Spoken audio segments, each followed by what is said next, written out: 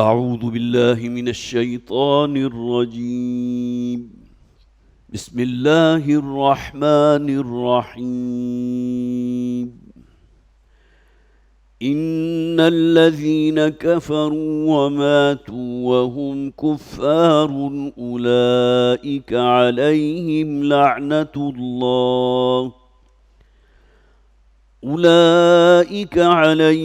لعنة الله والملائكة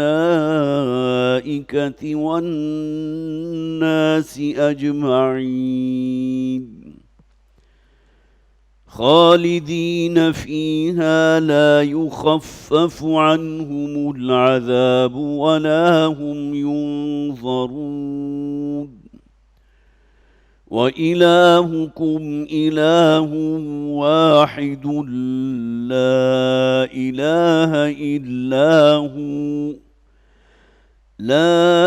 إله إلا هو الرحمن الرحيم. إن في خلق السماوات والأرض واختلاف الليل والنهار والفلك التي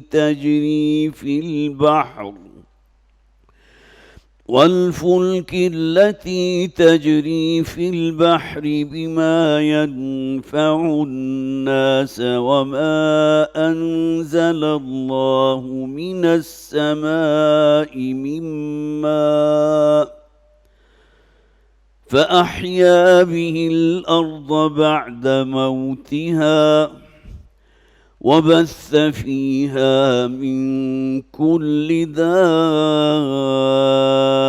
دابة وتصريف الرياح والسحاب المسخر بين السماء والأرض لآيات لقوم يعقلون. ومن الناس من يتخذ من دون الله أندادا يحبونهم كحب الله والذين آمنوا أشد حبا لله ولو يرى الذين ظلموا إذ يرون العذاب أن القوة لله جميعا وأن الله شديد العذاب. إذ تبرأ الذين اتبعوا من الذين اتبعوا ورأوا العذاب وتقطعت بهم الأسباب. وقال الذين اتبعوا لو أن لنا كرة فنتبرأ منهم كما تبرأوا منا كذلك يريهم الله أعمالهم حسرات عليهم وما هم بخارجين من النار. صدق الله العظيم. رب اشرح لي صدري ويسر لي أمري واحلل عقدة من لساني يفقهوا قولي. اللهم ألهمنا رشدنا وأعذنا من شرور أنفسنا آمين يا رب العالمين. رب اشرح لي صدري ويسر لي أمري واحلل عقدة من لساني يفقهوا قولي. اللهم ألهمنا رشدنا وأعذنا من شرور أنفسنا آمين या रब्बल आलमीन। हज़रात 19वां रुकू जो हमने पिछली मरतबा अगरचे मुकम्मल नहीं कर सके थे लेकिन बहुत अजीम रुकुओं में से है और उसकी इब्तिदाई 4 आयात तो हर दर्जे अहम है। आपको याद होगा वो लोग कि जो अल्लाह के रास्ते में कत्ल कर दिए गए, शहीद कर दिए गए, उन्होंने अपनी जान का नजराना पेश कर दिया। वो अल्लाह की निगाह में कितने मुकर्रब हैं, ان کے بارے میں یہ کہا گیا کہ مت کہا کرو ان لوگوں کو کہ جو اللہ کے راستے میں اپنی جان قربان کر دے کہ وہ مردہ ہیں، بل احیاء، بلکہ وہ زندہ ہیں، لیکن ان کی زندگی کا تمہیں شعور نہیں ہے۔ 19ویں رکوع کا آغاز ہوا تھا یا ایھا الذین آمنوا استعینوا بالصبر والصلاۃ۔ یہ دو اصل میں وہ سب سے بڑے سہارے ہیں جو بندہ مومن کو حاصل ہوتے ہیں۔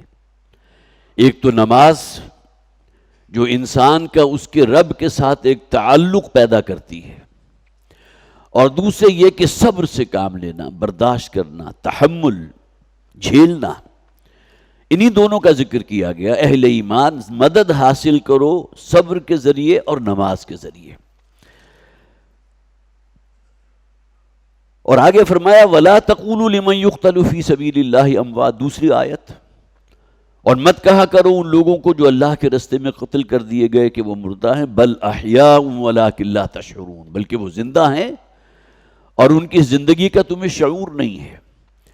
اللہ کے ہاں جو مقام بلند ان کو حاصل ہو چکا اور جو اعزاز اور تکریم ان کی اللہ کے ہاں ہو رہی ہے، عند ربہم یرزقون، وہ اپنے رب کے پاس جنت کے پھل، وہاں کے میوے اور وہاں کا رزق حاصل کر رہے ہیں۔ وہ اس دنیاوی زندگی سے کہیں بہتر زندگی گزار رہے ہیں۔ اور وہ حدیث میں نے آپ کو سنائی تھی، یاد ہوگا، جس میں الفاظ یہ ہیں کہ پرندوں کی مانند، انتہائی خوبصورت سنہرے پرندوں کی مانند ان شہداء کی روحیں جو ہے جنت کی فضاؤں میں ادھر سے ادھر جا رہی ہوں گی اور بہت ہی خوش شاد و فرحاں ہوں گی۔ اور اس کے ساتھ ساتھ یہ ہے کہ جیسے ہی شام ڈھلتی ہے تو وہ اپنے انتہائی خوبصورت قندیلوں نما گھونسلوں کے اندر واپس آ جاتے ہیں۔ تو گویا کہ اب یہ معاملہ ان کا تا قیام قیامت جاری رہے گا۔ اور آگے فرمایا گیا وَلَنَبْلُوَنَّكُمْ بِشَيْءٍ مِّنَ الْخَوْفِ وَالْجُوعِ وَنَقْصٍ مِّنَ الْأَمْوَالِ وَالْأَنفُسِ وَالثَّمَرَاتِ، اور ہم تو تمہیں لازماً آزمائیں گے، خوف بھی تم پر مسلط کریں گے، تمہیں بھوک کی مشقت سے بھی گزارا جائے گا، اور پھر تمہیں اموال اور اولاد اور ثمرات اس کی بھی قربانی دینی پڑے گی۔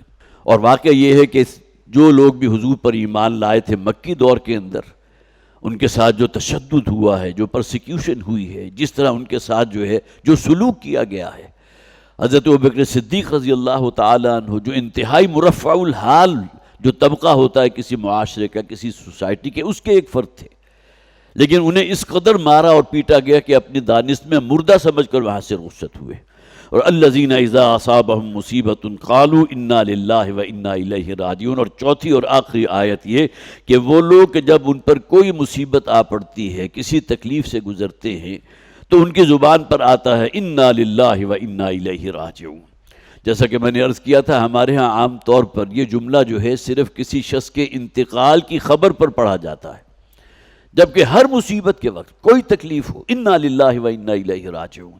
اس کے علاوہ مجھے یاد ہے جب بالکل بچپن میں ہمارے جو بھی بزرگ ہوتے تھے، کوئی شے اگر گم گئی، تلاش کر رہے ہیں، نہیں مل رہی، تو یہی کہا جاتا تھا انا للہ و انا الیہ راجعون پڑھو، یہ الفاظ جو ہے اس سے جو ہے اللہ کرے گا آسانی ہو جائے گی، وہ شے تمہیں مل جائے گی۔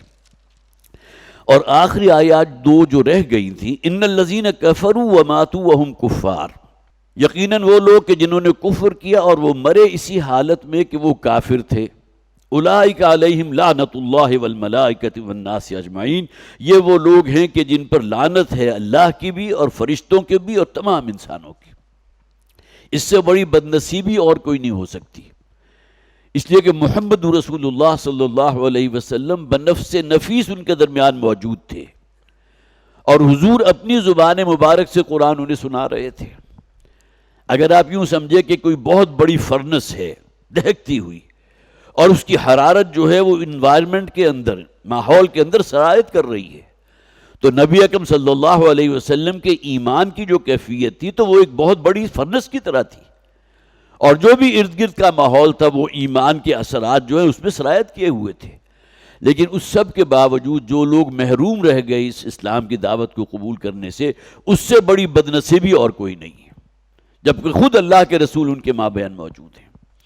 یہاں مجھے یاد آ گیا، نبی اکرم صلی اللہ علیہ وسلم نے ایک موقع پر سوال کیا تھا، چند صحابہ آپ کے قریب موجود تھے، تو آپ نے سوال کیا تمہیں معلوم ہے سب سے اکمل ایمان، سب سے انوکھا ایمان کس کا ہوگا؟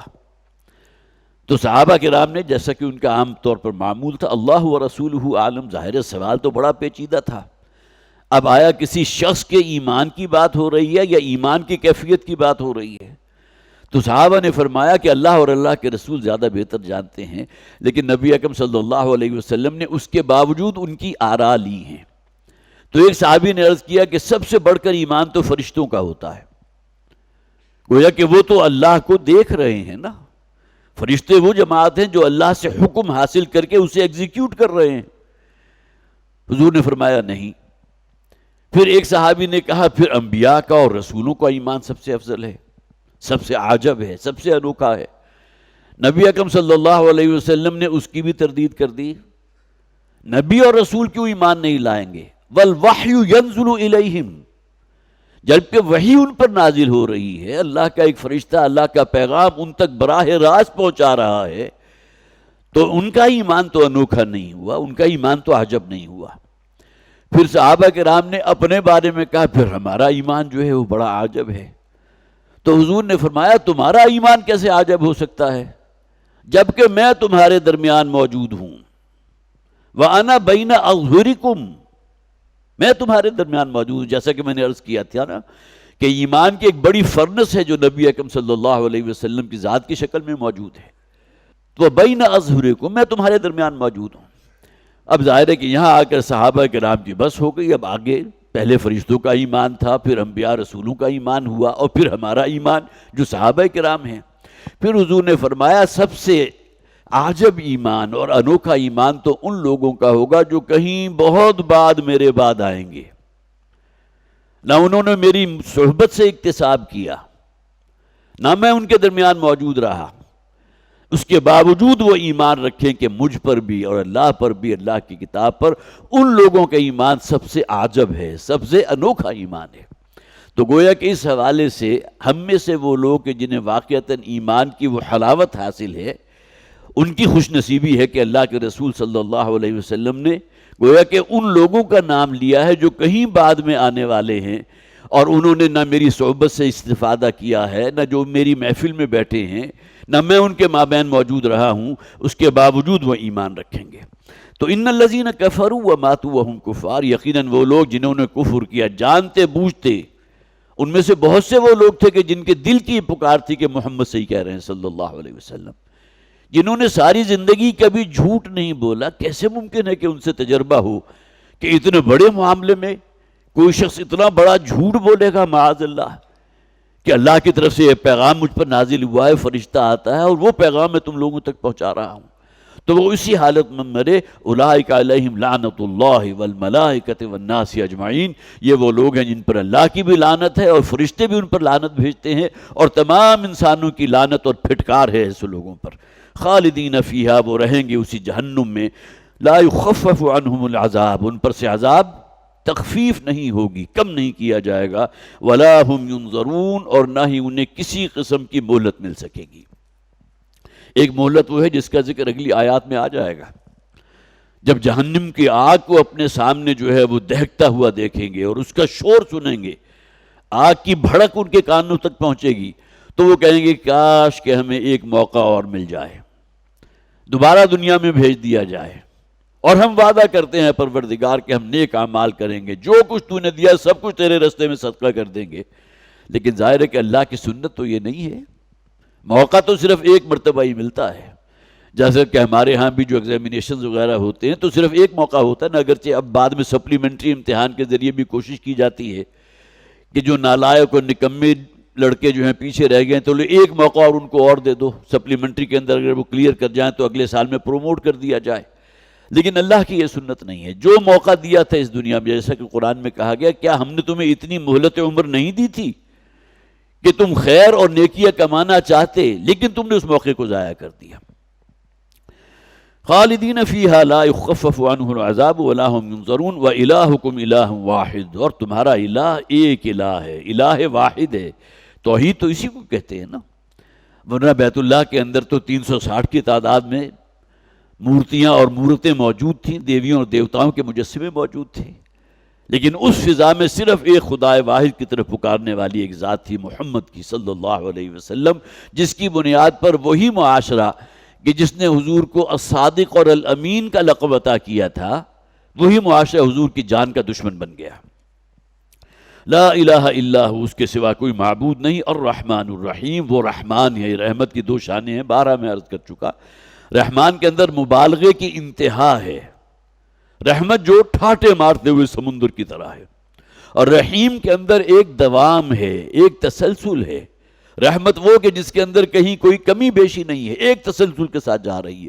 گویا کہ یہ دو متضاد شانیں ہیں جو اللہ تعالیٰ کی شان رحمت کے اندر موجود ہیں۔ اب ایک آیت ہے کہ جس میں کئی آیات کا ذکر ہے، اسے آیت الآیات بھی کہتے ہیں، وہ آیت کہ جس میں بہت سی آیات کا ذکر ہے۔ ہم تو عام طور پر آیت سمجھتے ہیں نا، یہ قرآن حکیم کی ایک آیت ہے، آیتیں چھوٹی بھی ہیں طویل بھی ہیں، والعصر آیت ختم ہو گئی، اور ایک آیت وہ ہے کہ جو پورے صفحے کے اوپر آیت دین جسے کہا جاتا ہے، قرآن حکیم کی طویل ترین آیت، سورہ بقرہ کے جو آخری رکوع ہے اس سے متصلاً قبل جو آیت ہے وہ آیت دین کہلاتی ہے۔ بڑی مشکل سے وہ ایک صفحے کے اندر جو ہے پوری آیت، اور اس کے اندر کئی آیات یا کئی جملے موجود ہیں۔ اسے آیت الآیات اس اعتبار سے کہتے ہیں کہ اس ایک آیت میں اللہ تعالیٰ نے بہت سی نشانیوں کو جمع کر دیا۔ آیت کہتے نشانی کو ہیں، اور عام طور پر نشانی سے ہمارے ذہن میں جو بات آتی ہے اور بالکل صحیح ہے، شاید آپ کو اپنے بچپن کا یا جو کالج کے زمانے کا جو ہے وہ جو دورانیہ ہے وہ یاد آ جائے۔ آپ کے کسی دوست نے جسے گویا کہ آپ کو دیکھے ہوئے یا ملاقات ہوئے بھی 30-40 برس بیت چکے ہیں، کوئی شے آپ کو بطور تحفہ دی تھی، وہ آپ نے کہیں رکھ دی اور اس کے بعد بھول گئے، کہیں دبدبا گئی، کسی موقع پر کچھ سالوں کے بعد اچانک آپ نے کوئی ٹرنک کھولا ہے یا آپ نے اپنی کوئی دراز جو ہے زیادہ ڈیپلی دیکھی تو وہاں وہ چیز پڑی ہوئی تھی۔ اس چیز کو دیکھتے ہی آپ کو آپ کا دوست یاد آ گیا، یہ ہے نشانی۔ تو گویا کہ اس کائنات میں ہر چہار طرف اللہ کی نشانیاں موجود ہیں۔ اس آیہ مبارکہ کے آخر میں آ جائے گا لآیات لقوم یعقلون، یہ تمام نشانیاں ہیں ان لوگوں کے لیے جو عقل و دانش سے کام لینے والے ہیں۔ تو اسے آیت الآیات اس اعتبار سے کہتے ہیں کہ اس ایک آیت کے اندر اللہ تعالیٰ کی تخلیقات کی بہت سی نشانیوں کا ذکر کیا گیا کہ انسان ذرا سنجیدگی سے غور کرے تو اس کا دل گواہی دے گا کہ اس کائنات کا جو حد درجے مربوط نظام ہے اس کو چلانے والی ہستی جو ہے کامل ہستی ہے، اس کا کنٹرول اتنا زبردست ہے کہ یہ وسیع و عریض کائنات جو ہے اس کا کوئی ایک کرہ بھی اپنے مدار سے ذرا ادھر سے ادھر نہیں ہل سکتا۔ یہ نظام بنایا ہوا اس ذات کا ہے نا۔ ان فی خلق السماوات والارض، یقینا اس زمین و آسمان کی تخلیق، سب سے بڑی نشانی اللہ کی یہ زمین جس پر ہم چلتے پھرتے ہیں، اسی زمین سے ہمیں ہر نوع کی سبزی، پھل، میوے، تمام چیزیں حاصل ہو رہی ہیں۔ اسی میں ذرا آپ ڈیپ ڈرل کرتے ہیں تو وہاں سے بہترین نتھرا ہوا پانی آپ کو میسر ہے، اور یہ پانی اگر کسی جگہ صحرا ہے یا یہ کہ زمین کی کہیں بہت گہرائی میں اتر چکا ہے پانی، تو یہ پانی نہروں کی شکل میں، چشموں کی شکل میں ہر جگہ پہنچ جاتا ہے، اور بڑے بڑے سٹور ہاؤسز اللہ نے بنا دیے ہیں، پہاڑوں کے اوپر گلیشیئرز جہاں اربوں کھربوں ٹن برف موجود ہے جو آہستہ آہستہ میلٹ ہو کر چشموں کی صورت میں، ندی نالوں کی صورت میں، دریاؤں کی صورت میں بالآخر تمام علاقوں کو سیراب کرتے ہوئے سمندر میں جا ملتی ہے۔ تو سب سے بڑی نشانی تو یہ زمین ہے اللہ کی۔ ان فی خلق السماوات والارض، یہ آسمان کو دیکھو، رات کو گویا کہ انتہائی خوبصورت منظر، قمقمے ہیں، قندیلیں ہیں کہ جو اللہ تعالیٰ نے لگا دی ہیں۔ آج کا انسان اس اعتبار سے بڑا بد نصیب ہے اور محروم ہے کہ آسمان کو دیکھنے کا وقت ہی نہیں ہے انسان کے پاس۔ رات کے اوقات میں مصروفیات ایسی ہوتی ہیں، گھر سے نکلے گاڑی میں بیٹھے، گاڑی سے نکلے تو بازار میں پہنچ گئے، بازار سے پھر گاڑی میں نکلے آفس میں پہنچ گئے، کوئی اور کاروباری مصروفیت ہے، وقت ہی نہیں ملتا کہ آپ نگاہ اٹھا کر آسمان کو دیکھ سکیں۔ جبکہ قرآن حکیم کہتا ہے انتہائی مزین آسمان اللہ تعالیٰ نے تمہارے لیے بنا دیا، یہ چراغ روشن کر دیے ہیں، یہ ٹمٹماتے ہوئے گویا کہ دیے ہیں، چراغ ہیں۔ اور ہم نے تو چونکہ وہ زمانہ دیکھا ہوا ہے، میری عمر کے جو بھی لوگ ہوں گے، بلکہ شاید اس سے کچھ کم عمر والے بھی، کہ جب کہ ہم سویا کرتے تھے گھر کے صحن میں یا گھر کی چھت پر، اور اس موقع پر ظاہر ہے انسان اگر لیٹا ہوا تو اس کے سامنے صرف آسمان ہے، کوئی ستارہ جو ہے جھلملا رہا ہے، کوئی ٹمٹما رہا ہے، کوئی ستارہ ادھر سے ادھر دوڑتا ہوا آپ کو نظر آ رہا ہے۔ اسی اثناء میں آپ نے کسی شہاب ثاقب کو دیکھا کہ بڑی تیزی کے ساتھ جو ایک شعلہ سا لپک گیا اور ایک دوسری طرف جا کر جو ہے ختم ہو گیا، بھسم ہو گیا. یہ تمام مشاہدات ہم کیا کرتے تھے نا. اسی طرح مجھے یاد آ گیا اچانک دب اکبر کے نام سے ایک باقاعدہ مجموعہ جو تھا وہ ستاروں کا موجود ہوتا. تو ایک خاص ترتیب سے یہ 7 ستارے تھے جو ایک خاص ترتیب سے آسمان میں موجود ہوتے تھے. جب آپ لیٹتے تھے تو اس وقت ان کا پورے 7 کا مجموعہ ایک شمال کی طرف ہوتا تھا، لیکن جیسے جیسے وہ رات بیت تھی تو وہ سفر کرتے ہوئے جو جنوب کی طرف چلے جا رہے ہیں. یہ اس قدر مستحکم نظام، اور ان ستاروں کا باہمی فاصلہ کتنا ہوگا اس کا ہم اندازہ ہی نہیں کر سکتے. تو ان فی خلق السماوات والارض، یہ زمین و آسمان کی تخلیق ہر پر ہی اگر انسان غور کرے تو وہ تحیر کے اندر ڈوب جاتا ہے کہ یہ نظام کیسے وجود میں آ گیا. یہ چاند کا گھٹنا بڑھنا دیکھیے، کس طرح لاکھوں سال سے اللہ تعالیٰ نے اس سلسلے کو قائم کیا ہوا ہے جسے ہم آسمانی کیلنڈر کہتے ہیں. ہر آسمانی مہینے کا آغاز ہو رہا ہے، چاند طلوع ہوگا تو بالکل باریک شکل میں رمضان آتا ہے، عید الفطر آتی ہے، عید الاضحیٰ آتی ہے تو ہم لوگ دیکھتے ہیں نا چاند، اور آہستہ آہستہ وہ گدراتا ہوا اور موٹا ہوتا ہوا پھر بالکل جو ہے وہ نصف کی شکل اختیار کر لیتا ہے. دنیا میں کہیں آپ ہوں چاند انہی شکلوں میں آپ کو نظر آئے گا. حالانکہ یہ دیکھیے یہ گلوب کتنا وسیع ہے جس دنیا پر ہم رہتے ہیں. ایک حصہ وہ ہے جس پر ہم اس وقت موجود ہیں، ہمارے بالکل اپوزٹ جس طرح فٹ بال ہوتا ہے اس کے ایک سرے پر ایک شے ہے تو بالکل اپوزٹ پول کے اوپر 2 لوگ بھی موجود ہیں. وہاں اس وقت رات ہے. چاند اگر وہاں نظر آ رہا ہے تو بالکل اسی شان اسی ترتیب کے ساتھ وہاں بھی اس کا گھٹنا بڑھنا جو ہے اسی طرح مشاہدہ ہو رہا ہے. تو یہ زمین و آسمان ہی کی جو جسے آپ یہ نزاکتیں ہیں، ان کی جو پیچیدگیاں ہیں اس پر اگر آپ غور کریں گے تو آپ کا دل گواہی دے گا کہ اس کائنات کا رب، خالق اور مالک علی کل شیء قدیر ہے. اس کا اختیار، اس کا کنٹرول، اس کی قدرت جس کو ماپا نہیں جا سکتا. واختلاف اللیل والنہار، اور اسے آگے بڑھیں، رات اور دن کا ایک دوسرے کے پیچھے چلے آنا. خلف کہتے ہیں پیچھے چلے آنا. رات گویا کہ دن کے تعاقب میں ہے اور دن رات کے تعاقب میں ہے، جس کو عام طور پر یہ کہا جاتا ہے، قرآن حکیم میں بھی کہا گیا، ہم دن پر سے رات کی چادر کو کھینچ لیتے ہیں. گویا کہ دن جو ہے وہ سفید چادر کی شکل میں ہے اور رات جو ہے سیاہ چادر کی شکل میں ہے. سفید چادر کو آپ کھینچیں گے تو پیچھے سے سیاہ چادر جو آہستہ آہستہ پورے علاقے کو تاریک کر دے گی. اور یہ گریجول پروسیس ہے. اچانک اگر رات آ جائے اور اچانک جو ہے نصف نہار پر سورج پہنچ جائے تو شاید انسان اپنے آپ کو برقرار ہی نہ رکھ سکے. یہ اللہ تعالیٰ کے نظام، واختلاف اللیل والنہار، دن اور رات اور دن کا جو الٹ پھیر ہے اس میں بھی، والفلک التی تجری فی البحر بما ینفع الناس. اب میں نے کہا تھا نا آیت الآیات ہے، ایک آیت میں کئی نشانیوں کا ذکر. اور ذرا غور کرو ان کشتیوں پر، وہ تمہارے بادبانی جہاز کہ جو سمندر کا سینہ چیرتے ہوئے جو اپنی منزل کی طرف رواں دواں ہیں، چل رہے ہیں. کس بنیاد پر؟ آج تو ہمارے پاس انجنز ہیں نا، ڈیزل سے چلنے والے انجن ہے، پیٹرول سے چلنے والے انجن ہے، بھاپ سے چلنے والے انجن ہے. اب نیوکلیئر پاور ہے کہ جس کو استعمال کیا جا رہا ہے. لیکن آج سے ذرا 400-500 سال پہلے چلے جائیں تو یہ بڑے بڑے سمندروں کے اندر کولمبس نے بھی تو امریکہ ایجاد کیا تھا. وہ کس قسم کی کشتی ہوگی جس نے پورے کے پورے سمندر کو عبور کر لیا؟ یہ تو بھاپ سے چلنے والی، یا جسے آپ دخانی کشتی کہتے ہیں، وہ تو بعد کی پیداوار ہے. جب یہ قرآن نازل ہو رہا تھا تو سوائے ایک سورس کے کہ جو وہ بڑے بڑے جو ہے اوپر ہوا کرتے تھے، جس کے وہ کپڑے کے جو ہے اس کے ساتھ جو ہے ہوا ٹکراتی تھی اور اس کے دوش کے اوپر جو ہے وہ پھر آگے جو ہے وہ بیڑا جو ہے سفینہ یا وہ فلک جو ہے آگے چلتا تھا. تو ان کا اپنی منزل کی طرف رواں دواں رہنا سمندر کے سینے کو چیرتے ہوئے، یہ بھی اللہ کے نشانیوں میں سے ایک نشانی ہے. بما ینفع الناس. اب یہ کشتیاں وہ ہیں جن پر سامان تجارت لدا ہوا ہے اور ایک جگہ سے دوسری جگہ جو ہے مالی تجارت جا رہا ہے. بحر احمر، ریڈ سی جو ہے وہی بالکل مکہ مدینہ کے ساتھ سے ہو کر گزر رہا ہے نا.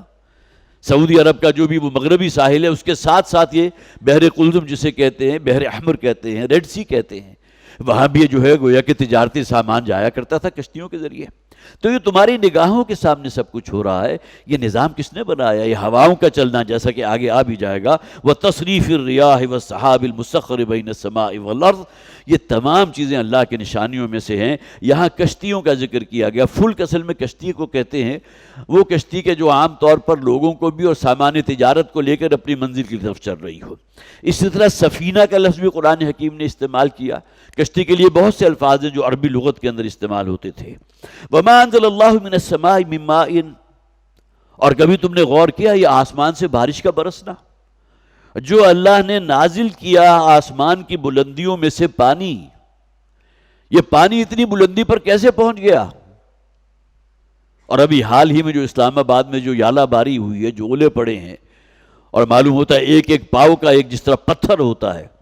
قوم لوط پر تو پتھروں کی بارش ہوئی تھی، لیکن یہاں بہرحال ایک علاقے کو اللہ تعالیٰ نے نشان عبرت بنایا اس اعتبار سے کہ وہاں پتھروں کی طرح کے اولے تھے، اور اتنے سخت تھے کہ جس کو اگر کسی چیز پر مارے، بلکہ آپ نے دیکھا ہوگا جو فرنیچر پڑا ہوا تھا پلاسٹک کا، اس کے اندر بھی چھید ہو گئے.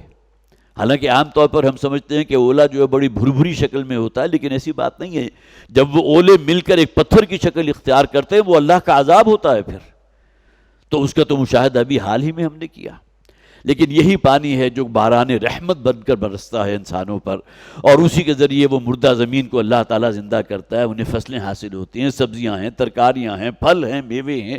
تو وما انزل اللہ من السماء من ماء فاحیا به الارض بعد موتها، اور اسی پانی کے ذریعے، یہ پانی ہے کہ جو منبع حیات ہے، سرچشمہ حیات ہے.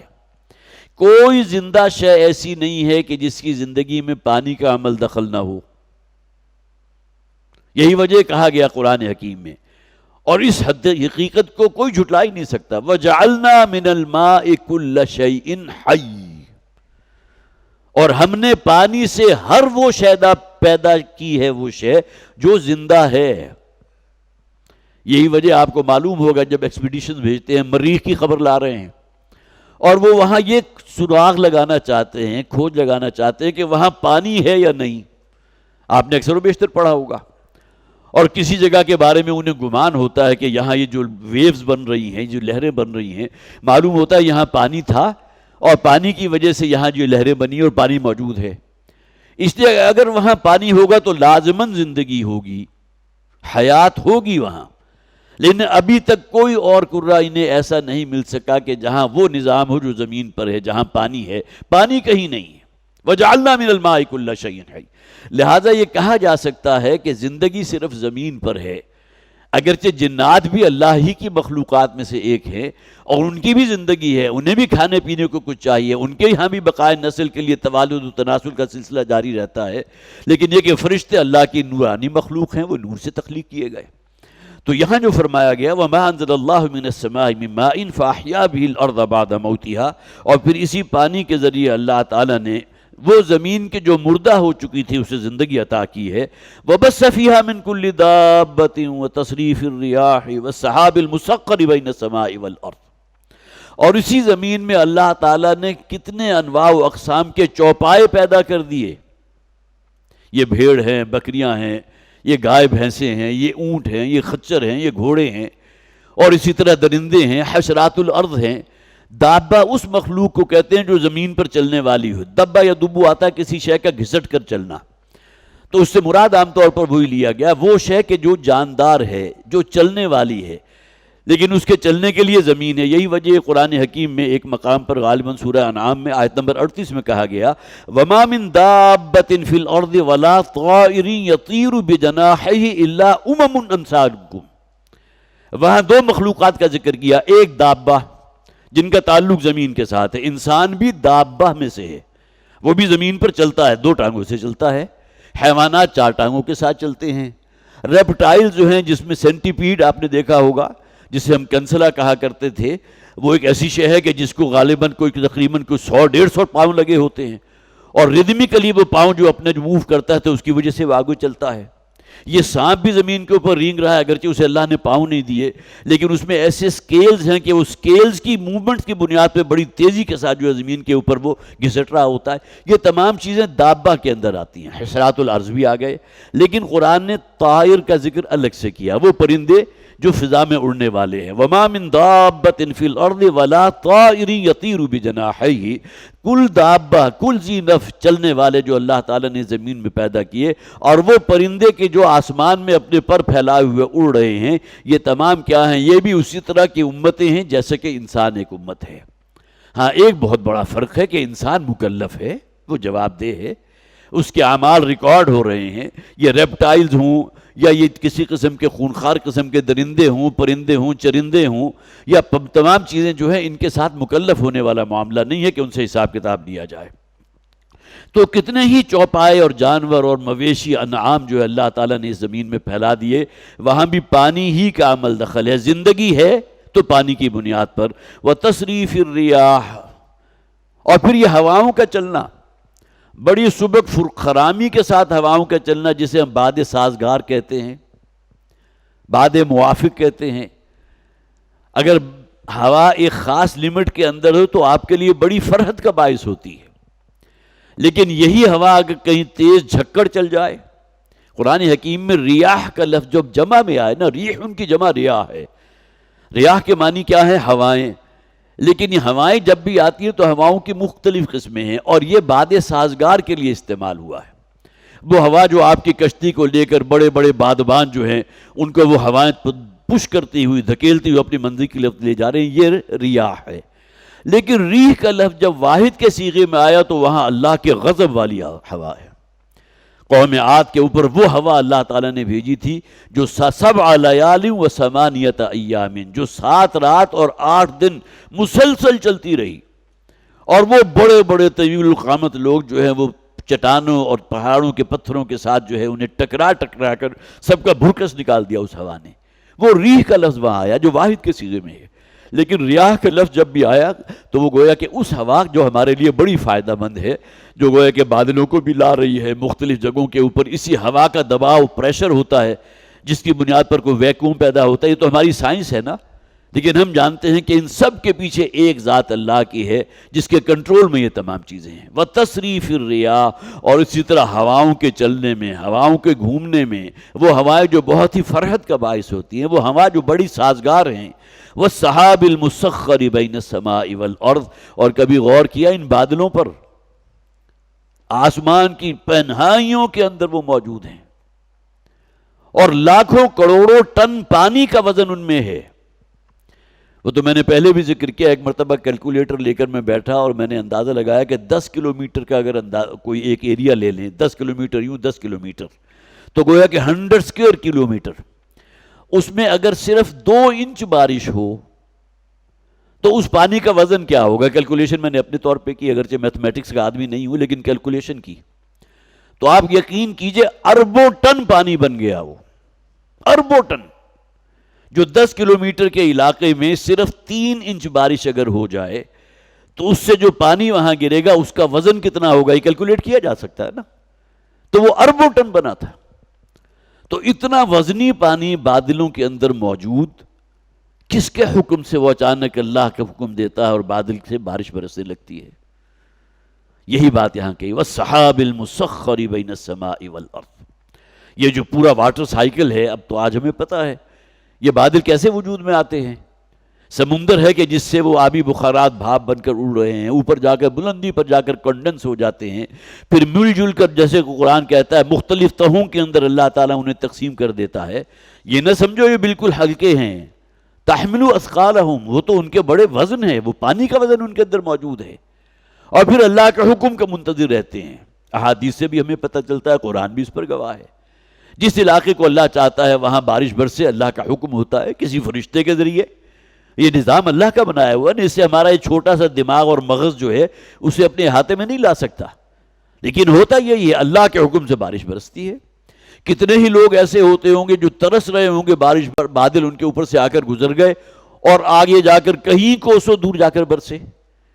کسی کا اختیار ہے اس بارش کے برسانے میں۔ وَتَصْرِيفِ الرِّيَاحِ وَالسَّحَابِ الْمُسَخَّرِ بَيْنَ السَّمَاءِ وَالْأَرْضِ۔ مسخر کس شے کو کہتے ہیں؟ جسے اللہ نے کسی خاص کام کے لیے وجود بخشا ہو۔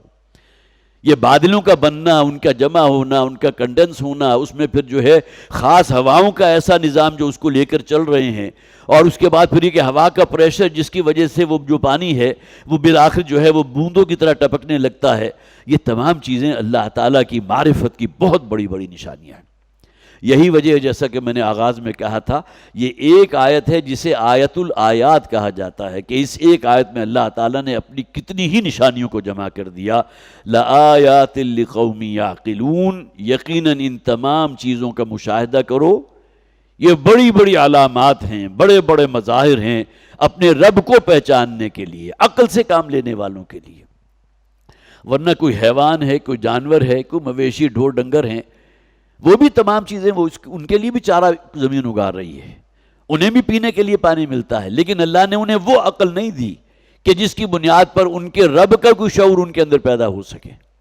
اگرچہ قرآن حکیم کی آیات سے ہمیں یہ بھی پتہ چلتا ہے کہ اللہ کی ہر مخلوق اس کی تسبیح کر رہی ہے۔ تسبح لہ السماوات السبع والارض ومن فیہن، سورہ بنی اسرائیل میں فرمایا گیا یہ ساتوں آسمان اور زمین کے مابین جو کچھ بھی اللہ نے تخلیق پیدا کی ہے، جو بھی مخلوق پیدا کی، ہر شے اللہ کی تسبیح کر رہی ہے۔ اب تسبیح کسے کہتے ہیں؟ سبحان اللہ کہنا بھی اپنے خالق اور مالک کی مدح ہے، تعریف ہے، اس کا شکر بھی ہے، الحمدللہ میں اللہ کا شکر آ گیا۔ تو معلوم ہوا کہ کائنات کی ہر شے، اس میں کوئی بعید نہیں ہے کہ ہر پرندہ اپنی زبان سے اللہ کی حمد و ثنا کر رہا ہو، ہر درندہ اپنی زبان سے اپنے رب کی شان بیان کر رہا ہو۔ یہ شجر ہے، یہ حجر ہے، یہ جمادات ہیں، نباتات ہیں، یہ پتے ہیں، یہ تمام چیزیں اللہ کی تسبیح کر رہی ہوں۔ تو لآیات لقوم یعقلون، یقیناً اس میں نشانیاں ہیں ذی عقل لوگوں کے لیے، عقل و خرد سے کام لینے والوں کے لیے۔ یہ سورہ بقرہ کا 20واں رکوع پہلی آیت ہے، اور سورہ آل عمران جو اس کے فوراً بعد ہے اس کا جو آخری رکوع ہے اس کی بھی پہلی آیت ہے، لیکن بہت ہی مختصر۔ ان فی خلق السماوات والارض واختلاف اللیل والنہار لآیات لأولی الالباب۔ یہاں تو آپ نے دیکھا کہ 5-6 سطروں پر مختلف نشانیوں کا ذکر کیا گیا، وہاں پہلی الفاظ تو بالکل وہی ہیں، ان فی خلق السماوات والارض واختلاف اللیل والنہار، اور آگے تمام نشانیوں کے ذکر کو چونکہ پہلے بیان ہو چکی انہیں سکپ کر کے اور پھر کہا گیا لآیات لأولی الالباب۔ وہاں یہاں یعقلون کے الفاظ آئے، وہاں الباب کے الفاظ آئے۔ لب لباب ہم کہتے ہیں نا، کسی شے کا خلاصہ یہ ہے، لب لباب کیا ہے؟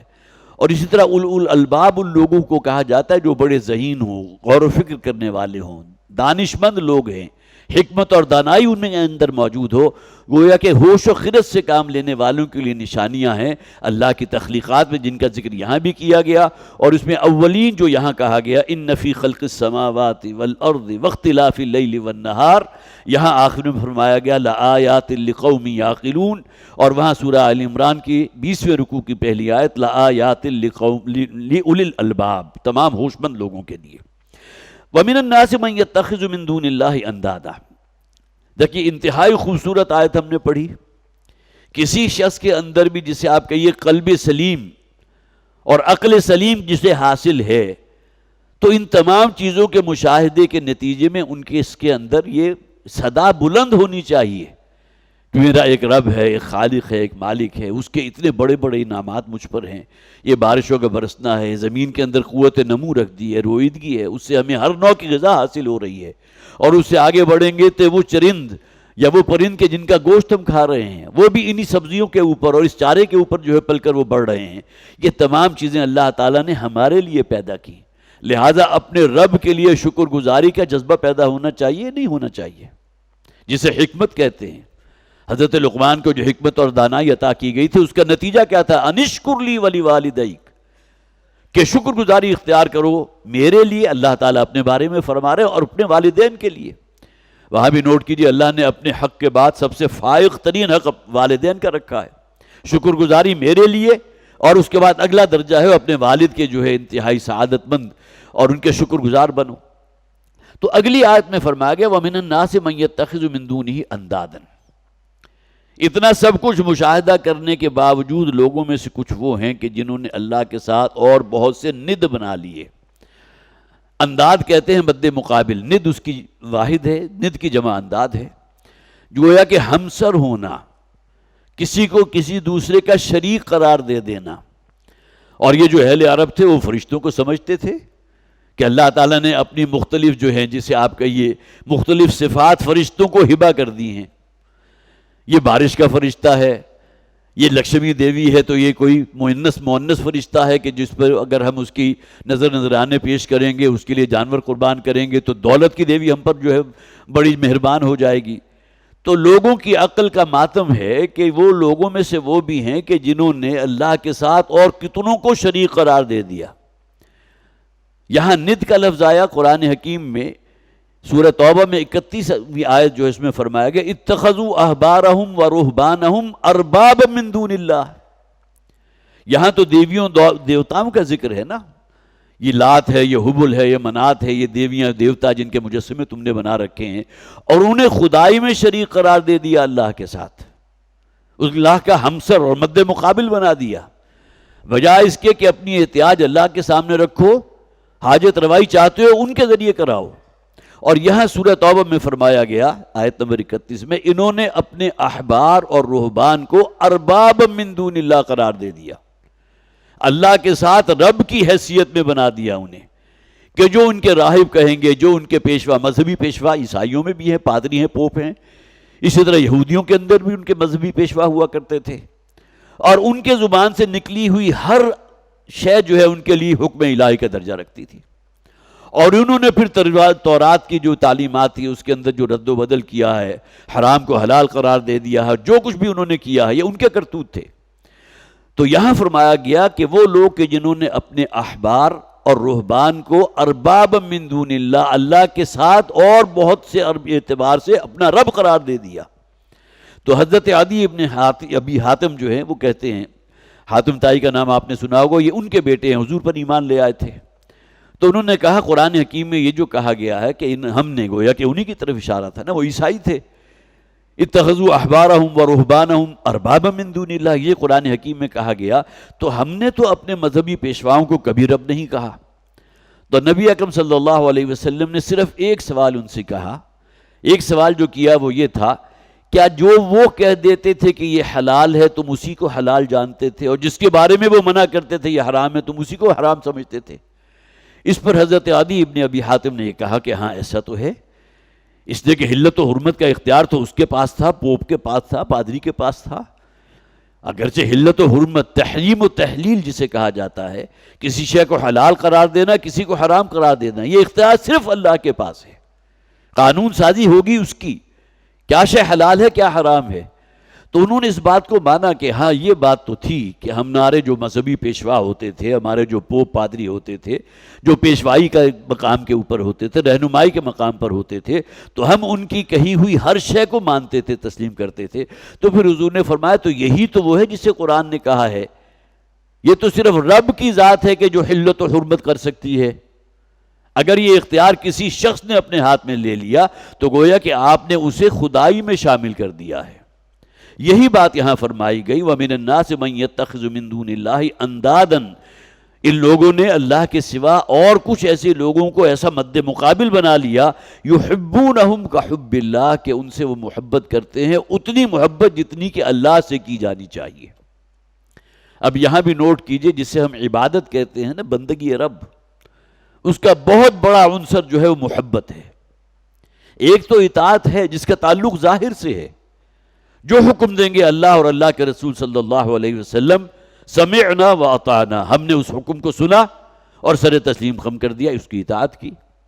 لیکن یہ اطاعت جو ہے مارے باندھے کی نہ ہو، مجبوری کی نہ ہو، کوئی جبر کی اطاعت نہ ہو، کہ گویا کہ دل تو نہیں چاہ رہا لیکن یہ کہ بہرحال چونکہ حکم ہے لہٰذا مانیں گے، ضرور مجبور ہیں، ہم اور کچھ کر نہیں سکتے. اب یہ اطاعت جو ہے گویا کہ محبت کے خلاف ہو گئی. وہ اطاعت کے جس کے اندر محبت کا جذبہ بھی کوٹ کوٹ کر بھرا ہوا ہو، وہ ہے اصل میں عبادت. اطاعت اور محبت دونوں چیزیں ملیں گی اللہ کے لیے فوکس ہو کر تو یہ عبادت ہے، اور یہی دو چیزیں اطاعت اور محبت اللہ کے رسول پر فوکس ہو گئی ہیں، وہ اتباع ہے. لہٰذا اللہ کی عبادت ہوگی اور رسول کا اتباع ہوگا. رسول کی عبادت نہیں ہوگی، عبادت اللہ کی ہوگی. اللہ نعبد الا اللہ، ہم کسی کی عبادت اور بندگی نہیں کریں گے سوائے اللہ کے. اللہ کے رسول کی عبادت نہیں ہے، اللہ کے رسول کا اتباع ہے. تو یہاں یحبونہم کحب اللہ، کہ یہ محبت کرتے ہیں ان سے جنہیں انہوں نے اللہ کا مد مقابل، اللہ کا ہمسر قرار دے دیا ہے، اتنی محبت جتنی کہ اللہ سے کی جانی چاہیے. اس لیے کہ محبت ہوگی تو اس کا مظہر عمل ہوتا ہے نا. تو محبت کی وجہ سے اعمال ان کے اس کا جائزہ لے لو، پتہ چل جائے گا کہ ان کے اندر اپنے بتوں کی محبت زیادہ ہے یا اللہ کی محبت زیادہ ہے، اپنے مذہبی پیشواؤں کی محبت زیادہ ہے یا اللہ کی محبت زیادہ ہے. والذین آمنوا اشد حبا للہ، اشد کا لفظ آیا مبالغے کی اعلیٰ ترین شکل۔ اور وہ لوگ کہ جو ایمان پر قائم ہیں، جو ایمان لانے والے ہیں، جن کے دلوں میں واقعتاً ایمان گہرا اترا ہوا ہے، وہ تو ٹوٹ کر محبت کرتے ہیں اللہ سے۔ اشد کا لفظ جو ہے اس کا جو ہے اردو ترجمہ اس کے علاوہ اور کچھ نہیں ہو سکتا، ٹوٹ کر محبت کرنے والے۔ اگر ہم اپنا جائزہ لیں تو واقعتاً تو ہم تو یہاں کہیں پاس دور کے ہمیں اپنی نظر ہی نہیں آتی، اس لیے کہ اللہ کی محبت جو انسان میں ہونی چاہیے، اور یہی وہ محبت ہے نا جو صحابہ کرام میں موجود تھی، اپنی جانوں تک کا نذرانہ پیش کیا ہے۔ اللہ کے رسول کے لیے کتنی محبت تھی، کتنے ہی صحابہ وہ ہیں جنہوں نے غزوہ احد کے موقع پر اپنے جسموں کو ڈھال بنا لیا تھا حضور کے جسم کی حفاظت کے لیے۔ جو تیر آیا ہے وہ اپنے جسم پر کھایا ہے، نبی اکرم صلی اللہ علیہ وسلم کے جسم تک نہیں پہنچنے دیا۔ تو یہ محبت کا یہ معاملہ، اللہ کے ساتھ محبت، اللہ کے رسول کے ساتھ محبت، تو والذین آمنوا اشد حبا للہ، اور یہ وہ لوگ کہ جو ایمان میں گہرے اترے ہوئے ہیں، واقعتاً ایمان لانے والے ہیں، وہ تو ٹوٹ کر محبت کرتے ہیں اللہ سے۔ وَلَوْ يَرَى الَّذِينَ ظَلَمُوا إِذْ يَرَوْنَ الْعَذَابَ، اب انہی ظالموں کا ذکر ہو رہا ہے، مشرکین کا۔ جو آیات قرآنیہ جو مکی دور میں نازل ہوئی ہیں اس کے مخاطب اول تو وہی تھے۔ وَلَوْ يَرَى الَّذِينَ ظَلَمُوا إِذْ يَرَوْنَ الْعَذَابَ، کاش کہ دیکھ لیں وہ لوگ، یا دیکھ لیتے وہ لوگ، یا دیکھ لیں گے وہ لوگ، جب کہ وہ عذاب کو اپنی نگاہوں کے سامنے دیکھیں گے۔ ایک عذاب تو دنیاوی عذاب ہے جو مختلف قوموں پر آیا، کبھی چنگھاڑ کی شکل میں پوری قوم ہلاک کر دی گئی، کبھی خسف کی شکل میں پوری قوم جو ہے وہ زمین میں غرق کر دی گئی، کبھی آسمان سے اتنی بارش ہوئی ہے طوفان نوح کی شکل میں کہ پوری کی پوری قوم جو ہے وہ غرق کر دی گئی، کبھی پتھروں کی بارش ہوئی ہے قوم لوط کے اوپر۔ یہ تمام عذاب وہ ہیں کہ جو ظاہراً ان قوموں کے اوپر آئے جنہوں نے اللہ کے رسول کا انکار کیا تھا۔ ایک عذاب جہنم کا بھی ہے، عذاب جہنم، یہاں اس کا ذکر ہو رہا ہے۔ کاش کہ یہ لوگ لمحہ بھر کے لیے سوچتے جبکہ یہ جہنم کی آگ کو بھڑکتے ہوئے اپنے سامنے دیکھیں گے۔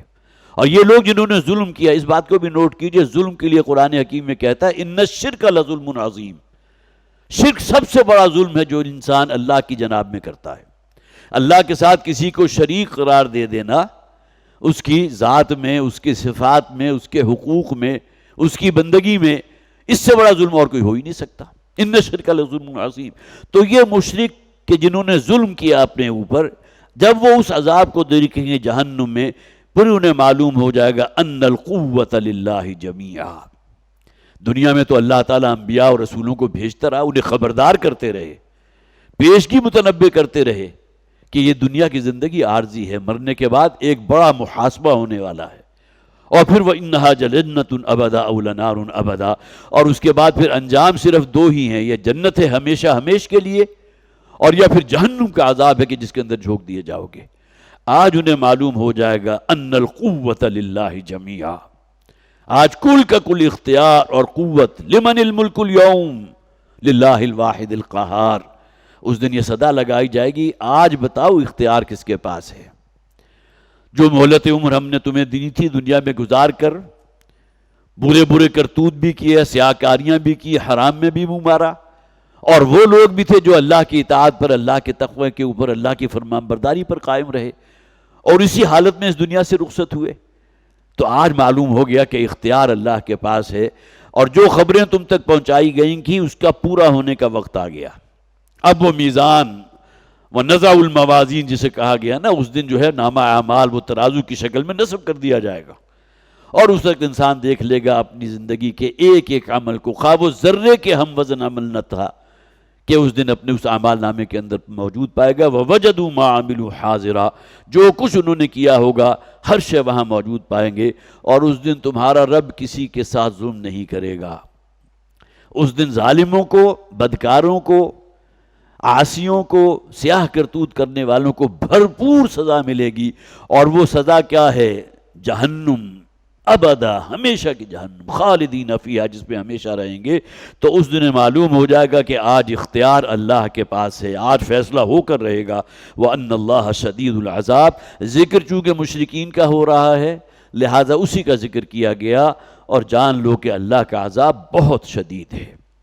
اللہ تعالی ہمیں قرآن حکیم کو سمجھنے کی، اس پر غور و فکر کرنے کی اور اس پر عمل کرنے کی توفیق عطا فرمائے۔ بارک اللہ لی ولکم فی القرآن العظیم ونفعنی وإیاکم بالآیات والذکر الحکیم۔